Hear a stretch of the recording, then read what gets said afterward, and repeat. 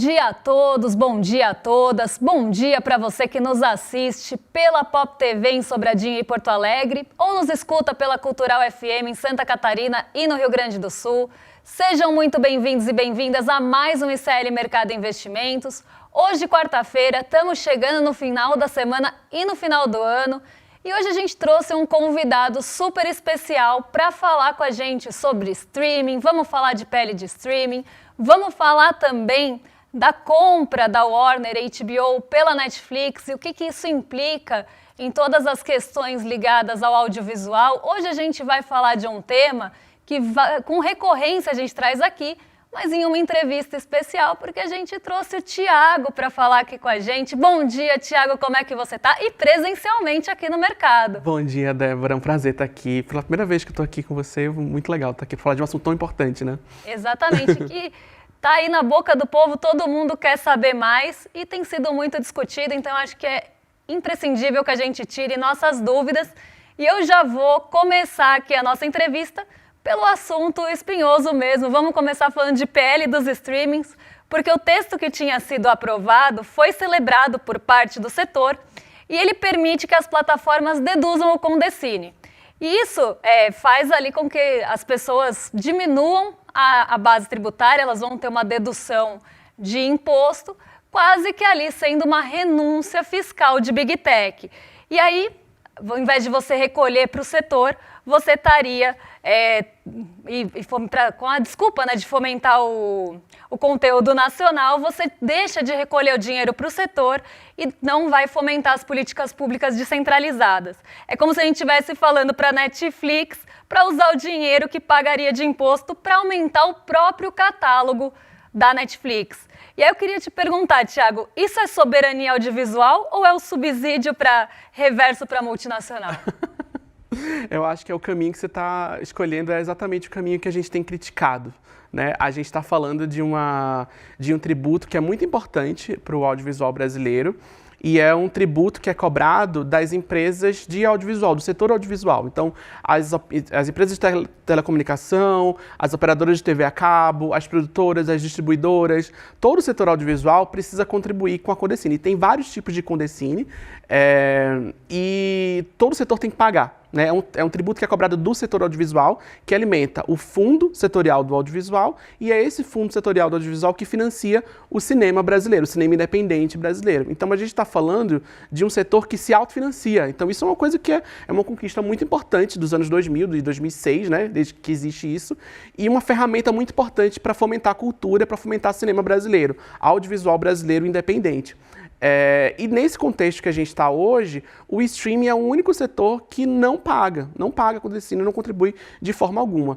Esse PL está pedindo que essa contribuição, hoje, está se falando de uma contribuição de 3% do faturamento bruto com uma série de descontos. Se a gente pensar que na França a contribuição equivalente é de 25%, então a gente está falando já de uma alíquota minúscula, né? As entidades do audiovisual pedem que seja de 12%, e aí quando esse PL estava, antes de passar pela Câmara, quando estava na relatoria da Jandira Fegali, se falava em 6%, que é a alíquota apoiada pelo Ministério da Cultura, aprovou na Câmara 4% e está indo para o Senado com 3%, só que não é só 3%, é 3% com uma série de descontos, e esses descontos incluem, assim, licenciamento e obras originais brasileiras. Então vamos dizer assim, se uma empresa de streaming produz um conteúdo original, ali, entre aspas, brasileiro, o valor que ela investiu naquela produção, pode ser deduzido dessa alíquota.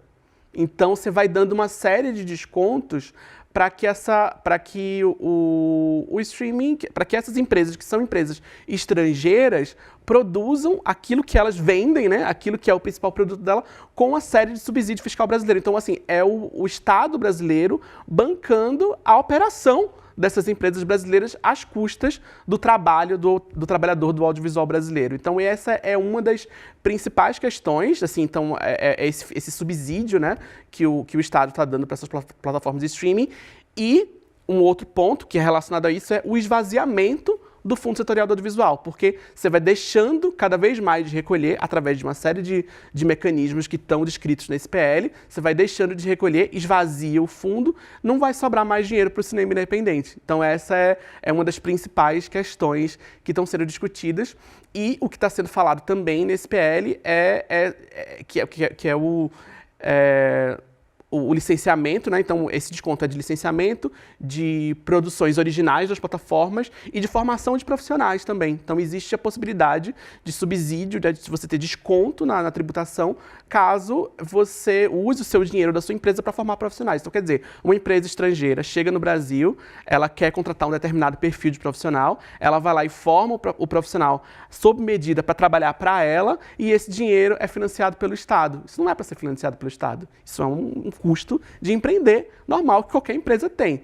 Então, essa é uma das questões. A gente tem várias questões espinhosas nesse streaming que a gente pode se debruçar um pouco mais aqui nessa nossa conversa. É como a gente sempre fala aqui, né? Lucros privados, prejuízos públicos, e é muito bom empreender aqui no Brasil quando o Estado tem todo esse papel de subsídio, tem todo esse papel que normalmente concede renúncias, mas na hora que é para recolher imposto, aí ninguém quer, aí é um vespeiro que ninguém quer mexer. E ainda entrando nesse tema, um pouco mais nesse tema da PL dos streamings, quando a gente olha para o PL, ele acaba impondo obrigações e custos regulatórios. É possível que essas regras acabem fortalecendo os grandes nomes do mercado e criando barreiras, você falou já um pouco desses produtores independentes, criando essas barreiras para a permanência dos pequenos produtores e dos produtores independentes? Sim, isso é também uma das questões, uma questão muito importante, que é desde que se criou o Fundo Setorial do Audiovisual, desde que se criou essas leis que moldam a indústria de audiovisual que tem no Brasil, né, a partir da criação da Ancine, a partir da criação do Fundo Setorial do Audiovisual, existe um consenso, né, de que esse dinheiro público, esse dinheiro desse fundo público, ele financia a produção independente. Então, uma novela da Globo, vamos dizer assim, ela não é financiada com o dinheiro do Fundo Setorial do Audiovisual, porque a Globo é uma empresa, uma holding, um conglomerado midiático gigante, que lucra muito, que tem muito dinheiro. Então, não é a Globo que precisa de um fundo financiando as produções próprias. Então, a gente tem esse consenso do Fundo Setorial do Audiovisual indo para o cinema independente, para o audiovisual independente, para empresas, para produtoras que não têm nenhuma conexão, nenhuma ligação com grandes conglomerados. E esse PL, da forma como ele saiu da Câmara, ele abre o precedente para que tenha a possibilidade de financiar obras brasileiras. E está escrito lá, obras brasileiras, é assim que se fala. E é uma armadilha esse termo brasileiro, porque ele não especifica que essas obras são independentes, são brasileiras independentes. Então elas podem ser obras brasileiras, mas elas também, se elas são obras brasileiras e não são necessariamente independentes, elas podem ser obras de grandes conglomerados, como a Globo, como a Record, como empresas estrangeiras que abrem um CNPJ laranja no Brasil para operar esse tipo de transação. Então, vai abrindo precedente para que se esvazie ainda mais esse fundo para fomentar produções de empresas que não precisam, porque quem precisa do Fundo Setorial do Audiovisual é o produtor independente que está fora, principalmente, né? O produtor independente que está fora do eixo Rio-São Paulo. Então a gente está falando de quê? Do cinema pernambucano, do cinema do Piauí, do cinema do Acre, do cinema do interior de Minas Gerais, do cinema onde a gente não tem esses grandes eixos de audiovisual plenamente fomentados. Então é esse cinema que precisa ser fomentado no Brasil, é para isso que serve o Fundo Setorial de Audiovisual, para a gente fomentar, por exemplo, o cinema negro, para a gente fomentar o cinema educativo, para a gente fomentar iniciativas específicas. Tem um caso muito interessante, se você me permite contar essa história, de uma cidade da Paraíba que chama Cabaceiras. Saiu uma reportagem no New York Times semana passada. Essa cidade foi onde foi gravado o filme O Auto da Compadecida. Mas vários filmes foram gravados lá e essa cidade se tornou um polo cinematográfico ali na região. Então tem um museu de cinema lá, tem uma série de lugares que você pode visitar as locações onde os filmes foram gravados. Então a gente tem uma iniciativa ali, um polo cinematográfico local, que é motivo de orgulho para as pessoas que vivem ali, que não só para as pessoas que vivem naquela localidade, mas para quem vive ao redor, para quem vive no próprio estado, que pode dizer assim, pô, meu estado tem um museu de cinema aqui. E aí a gente tem mecanismos, por exemplo, a partir do Fundo Setorial do Audiovisual, de fomentar iniciativas como essa, de você fomentar o turismo nessas localidades, de você fomentar a economia nessa localidade, de você fomentar sessões de cinema nessa localidade, de você fomentar oficinas de cinema nessa localidade. Então, a partir de determinados editais que saem do Fundo Setorial do Audiovisual, a gente pode fomentar esse tipo de iniciativa. Então, não é só o filme que vai ganhar o Oscar e tudo mais. São essas iniciativas pequenas que estão localizadas, que estão fora dos grandes eixos e que podem permitir que essas pessoas que vivem ali tenham orgulho do lugar onde elas vivem, que elas possam trabalhar com cultura nos lugares onde elas vivem e que elas possam se desenvolver como profissionais de audiovisual e de cinema nas localidades onde elas vivem, para que as pessoas que precisam trabalhar com audiovisual não precisem migrar quilômetros e quilômetros para conseguir um emprego que paga 2 a 3 salários mínimos, ou menos, sabe?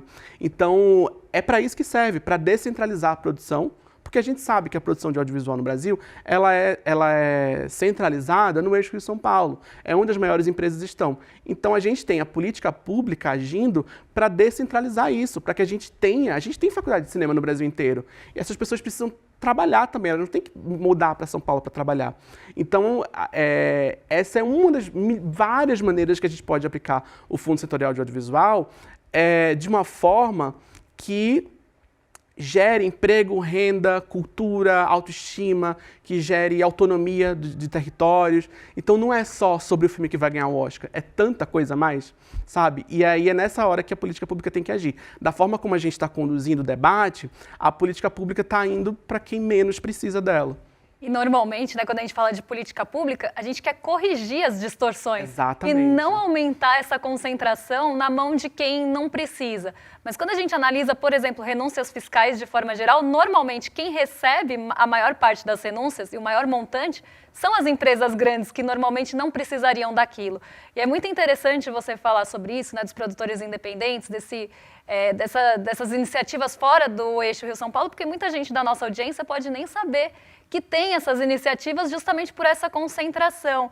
E quando a gente mexe nesses vesperos de tentar tirar esses incentivos de empresas grandes que não precisam, elas não querem abrir mão, porque na verdade a política pública está ali para fomentar um setor que precisa de um incentivo, que precisa ali de um empurrão do Estado, que precisa corrigir distorções. Só que isso vai parar na mão de quem tem poder político-econômico e concentra esse poder político-econômico, e aí é uma briga para tirar isso da mão de quem já tem essa concentração. Eu vou entrar um pouquinho na compra da Warner, da HBO e tudo, pela Netflix, porque esse é um assunto que a gente falou aqui recentemente também. E hoje, pouquíssimas empresas de tecnologia estão controlando a distribuição. Inclusive, o Brian Morrissey deu uma entrevista, um analista deu uma entrevista de que hoje a distribuição é o rei. Quando você detém a distribuição da mídia, você detém ali o que as pessoas vão ter acesso, você controla o que as pessoas têm acesso. E quanto mais a gente concentra esse poder nas mãos das Big Techs, a gente está dando mais esse poder de concentração, de distribuição na mão. Ele até fala distribuição é o rei, o conteúdo não. Né? Você precisa controlar a distribuição, porque é o que vai chegar na casa das pessoas. E aí, ainda até um pouco para além disso, hoje quem controla a distribuição global também controla os direitos autorais. E aí quase tudo que foi produzido, por exemplo, na Warner, a gente pode estar falando até de mais de 100 anos aí, fica na mão da Netflix ou da Paramount se comprar, mas pelo que como a coisa vem caminhando, a Netflix deve ganhar mesmo com a oferta hostil da Paramount. Como fica a produção independente ou não lucrativa nesse cenário? O uso agressivo dos direitos pelos streamings não inviabiliza qualquer arte que tente ser subversiva, que tente remixar a cultura, condenando a gente a viver de eternos reboots. E ainda nessa toada, os direitos autorais que teoricamente deveriam proteger os produtores, os autores, viram ferramenta corporativa para impedir o nascimento de qualquer cultura que não dê lucro imediato. Essa é muito interessante você colocar dessa forma do produto que não dá lucro, né? Porque a gente tem a ideia de que o que é importante é o que vende, né? O que tem valor cultural, o que constrói legado é meramente aquilo que vende e não necessariamente. A gente tem aqui no Brasil uma longa história de cinema que é esquecido, porque a gente vive hoje com um grande negacionismo histórico em relação ao nosso próprio cinema, porque o nosso cinema ele é sistematicamente esquecido, muito nesse contexto de ações, né, de empresas que vêm de fora do Brasil e que desmontam as nossas políticas de audiovisual. Então, o streaming hoje ele é o que age nesse sentido, né? A gente está falando de empresas de tecnologia, e foi muito legal você ter colocado nesse termo, porque eu também coloco nesses termos. A gente está falando de empresas que são empresas de tecnologia, são empresas que dependem da nossa atenção, são empresas que trabalham na lógica de extrativismo de dados, então elas precisam dos nossos dados para esses algoritmos gerarem mais produtos a partir dos dados que são coletados dos usuários e das obras também. Então a gente não tem hoje uma proteção legal para que uma obra que é licenciada para uma plataforma de streaming seja protegida em nenhum sentido. Nem no sentido autoral, nem no sentido patrimonial e nem nesse termo de dados. O quanto de dados está sendo extraído daquela obra para gerar mais obras parecidas com essa. Porque é esse o modelo. É esse o modelo, assim. Você extrai, você coloca lá, você extrai os dados dos usuários, você entende qual que é o hábito, o padrão de consumo daquele usuário e você vai gerando mais produto parecido com aquilo. Se a gente coloca na conta a inteligência artificial, que eu não vou nem entrar nesse assunto agora porque já é mais espinhoso ainda, a gente vai ter o fim mesmo de uma produção de cultura que seja artística no sentido de se conectar mesmo com as pessoas, e sim um mero produto que é gerado sem nenhum... apenas pelo consumo mesmo, assim, apenas pelo consumo para gerar mais dado e para gerar mais audiência parecida, né? Porque como eu estava falando, o streaming ele tem hoje uma série de... Todas as plataformas de streaming, elas têm uma série de padrões de produção cultural, de produção de audiovisual. Então tem o tipo de câmera específica que você precisa produzir, tem um tipo de imagem específica, tem até uma entrevista muito interessante do Karim Ainun, que é um diretor cearense, e ele fala que ele leva o filme dele para uma casa ele está fazendo um filme, ele leva um filme para um estúdio que vai finalizar o filme, que vai fazer a cor do filme, e geralmente já chega com um padrão de cor específico porque tal plataforma trabalha melhor com esse tipo de tratamento de cor. Então ele se vê meio que cercado por essas demandas de distribuição, e a distribuição é quem manda, né? Porque se ele não fizer de acordo com o padrão X, Y e Z, o filme não performa bem na primeira semana. Se ele não performar bem na primeira semana, já é considerado um fracasso, e aí acabou. A gente não tem a possibilidade desse filme ter um lastro de construir uma audiência. E a gente tem também os padrões de roteiro, né? Então saiu uma reportagem ano passado, um jornalista chamado Will Tevlin, ele conversou com muitos produtores de plataformas, de Netflix e várias outras, e existia um relato constante de pessoas que falam que a plataforma ela demanda que os roteiros sejam escritos de uma forma que os personagens anunciam o que eles estão fazendo em tela, pensando na pessoa que está assistindo com o celular na mão, para a pessoa entender o que está acontecendo sem largar o celular. Então você entende que a gente vai empobrecendo a cultura, a gente não tem um desafio cognitivo ali. Não é que tudo precisa ser um desafio, mas a gente precisa de inovação. E inovação a gente não constrói a partir da repetição, a gente constrói a partir da liberdade artística dos profissionais que trabalham ali. Então esse é que é o risco, sabe? Em termos de criativos de linguagem, esse é que é o risco. A padronização, empresas muito poderosas que demandam um padrão de produção, não pela qualidade, não porque é melhor, não por isso, aquilo outro, mas pelo lucro dela, pela questão da lógica de audiência, pela questão da lógica de retenção, pela questão da lógica de extrativismo de dados, que não é a mesma coisa que qualidade, obviamente não é. Mas quando a gente coloca essas empresas que estão agindo nesse balde aí, vira tudo a mesma coisa. A gente começa a associar a qualidade a uma coisa que não tem nada a ver com qualidade. E que quando a gente entra nessa lógica perversa dos algoritmos, o que é apresentado para a gente é relacionado ao que a gente assistiu. Então a gente começa a entrar ali num meandro que a gente não consegue sair, de que tudo que é apresentado tem a ver com o que a gente assistiu antes, e isso impede que a gente veja, inclusive, coisas novas. Eu sinto muito isso, até saindo um pouco aqui do áudio, do áudio continua, mas dessa coisa do streaming do cinema, streaming de série. O Spotify faz muito isso e tem feito isso demais. E o Spotify tem um produto de dados que é muito interessante a gente pensar, que é a retrospectiva, porque todo mundo quer ficar no Spotify, usam os seus próprios dados para fazer a retrospectiva e é um super produto deles. E aí você vê que você começa a ser apresentado sempre aos mesmos tipos de música e até músicas que eles querem emplacar começam a entrar numas playlists que não tem nada a ver e você está sempre sendo apresentado e exposto ao mesmo tipo de coisa. E quanto você mais consome, mais aquilo. A gente vai até voltar num assunto desse daqui a pouquinho, mas antes eu queria só terminar esse assunto da compra da Paramount, que parece que... da compra da Warner, desculpa. A Paramount fez a oferta hostil, tentando correr por fora, apoiada por Larry Ellison, que é próximo do Donald Trump. Sim. E se o Trump não intervir e barrar essa compra da Netflix para favorecer a Paramount, que pode acontecer... E aí a gente vê, né, que a livre concorrência, a gente já sabe que livre concorrência só existe em livro de economia, tá, gente? Não vamos ser inocentes de acreditar em livre concorrência no capitalismo atual. Mas vamos lá, isso deixa essa ideia de que a livre concorrência realmente é conversa para boi dormir ou para inglês ver, né? Um dos dois aí vocês escolhem. A cultura pop global hoje está sendo decidida em um balcão de negócios entre a Casa Branca e 3 ou 4 bilionários do Vale do Silício? Com certeza, é isso que está acontecendo, é exatamente o que está acontecendo.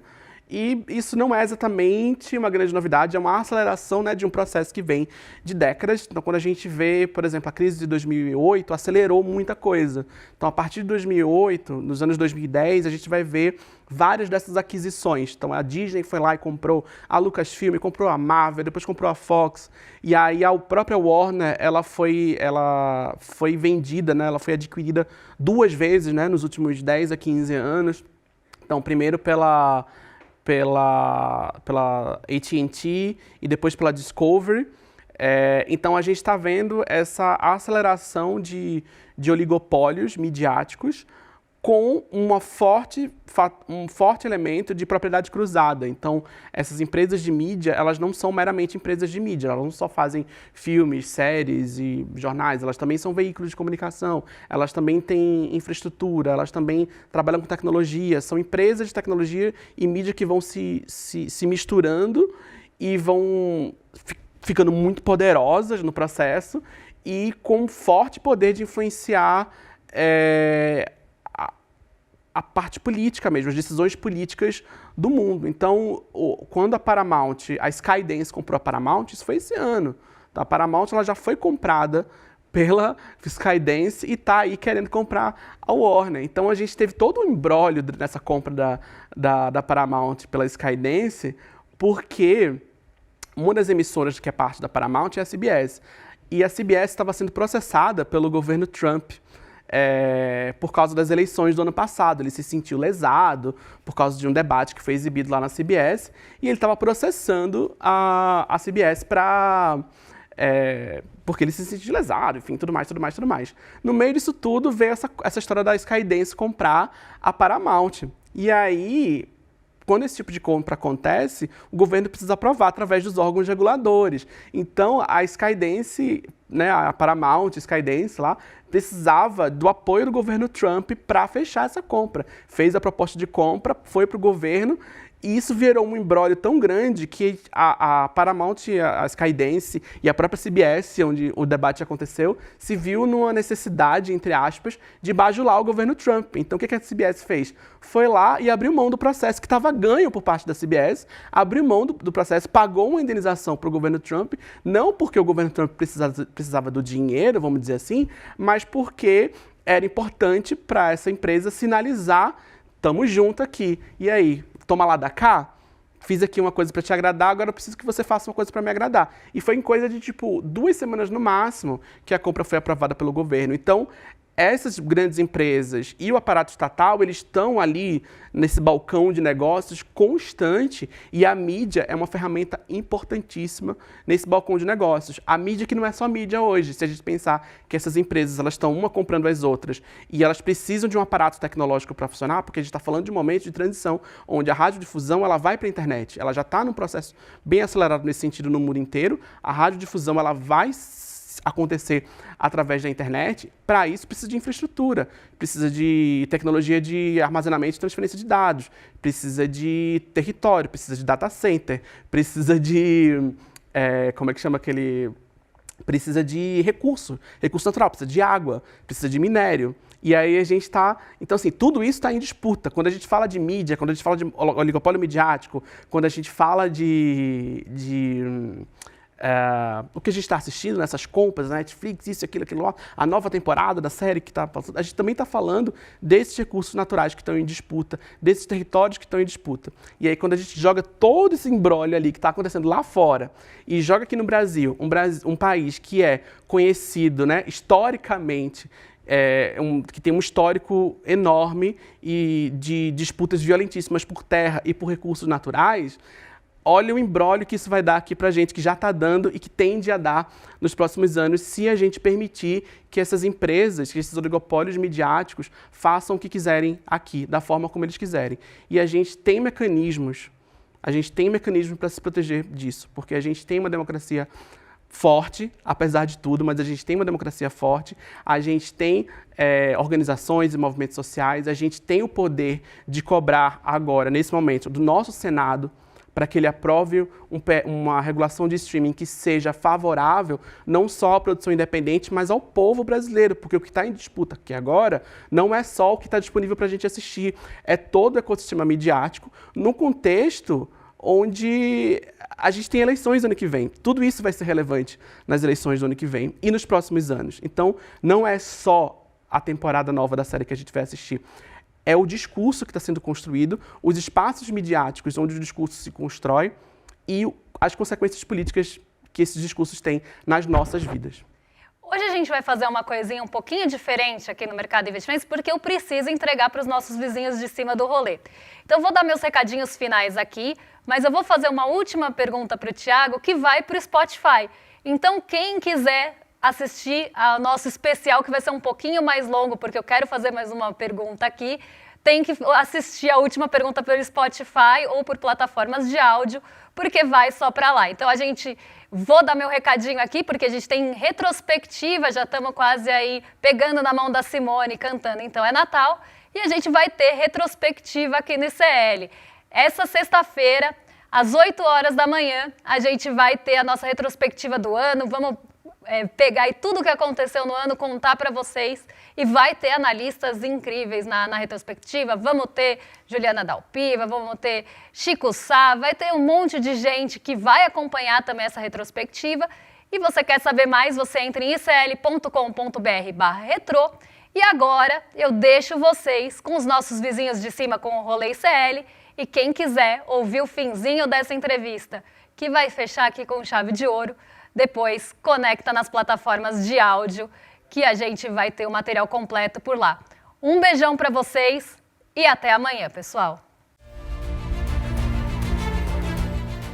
Olá, turma! As inscrições para a pós-graduação Repensando o Brasil, turma de 2026, estão abertas.